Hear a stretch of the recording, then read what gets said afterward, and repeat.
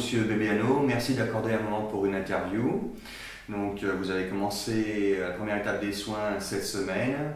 Mardi, des extractions, commencé par la mâchoire supérieure.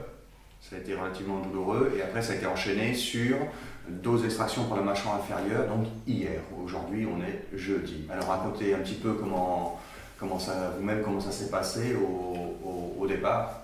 Les extractions, ça a été un peu compliqué effectivement, parce qu'il s'avérait que j'avais les racines calcifiées, c'est-à-dire qu'elles étaient plus larges en haut à la base qu'à la pointe, donc c'était assez compliqué. Donc ça a été assez douloureux, c'est vrai. Et du coup, pour les dents du bas, on choisit une sédation. Et là par contre, là, c'est extraordinaire, parce que là, par contre, aucune douleur et surtout pas de notion de temps. Et là, c'est vraiment très bien passé.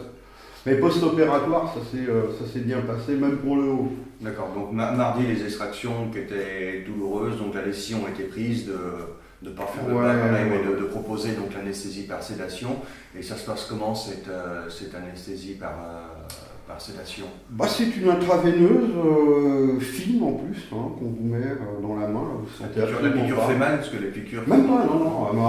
Elle est très très fine et je déteste ça d'ailleurs. Mais là en l'occurrence, non, là vous sentez absolument rien. Donc pour quelqu'un qui déteste, vous détestiez la piqûre, mais vous détestez les piqûres en général, mais là c'est passé. Ah non, mais franchement, là vous sentez absolument rien.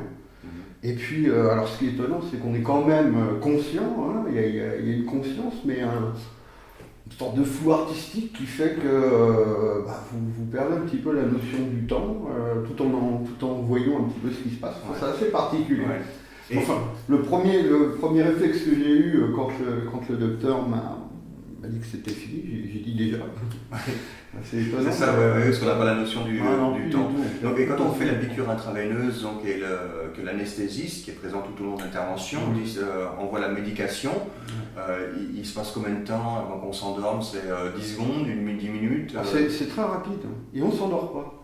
C'est ça qui est étonnant. On s'endort pas. Et c'est très très rapide. Je dirais au bout de 20 secondes déjà vous sentez des effets très apaisants, très apaisant, mais c'est très très rapide. Ouais. Et là, rien à voir avec l'expérience de la veille. Non, c'est là. Là, du coup, c'est. J'ai presque envie de dire, là, ça devient. Alors, je vais pas pousser le bouchon, mais c'est pas du plaisir, mais presque. Parce que du soulagement, on va dire du soulagement. Ah ouais, tout à fait. Tout à fait.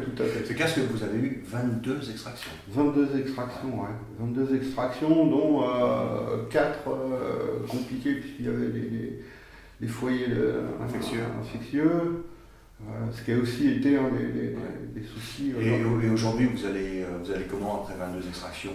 Je vais super bien, et je vais même vous dire, même après la première séance douloureuse, je vais vous dire, une demi-heure après, et là c'est vrai et c'est étonnant, j'allais très bien.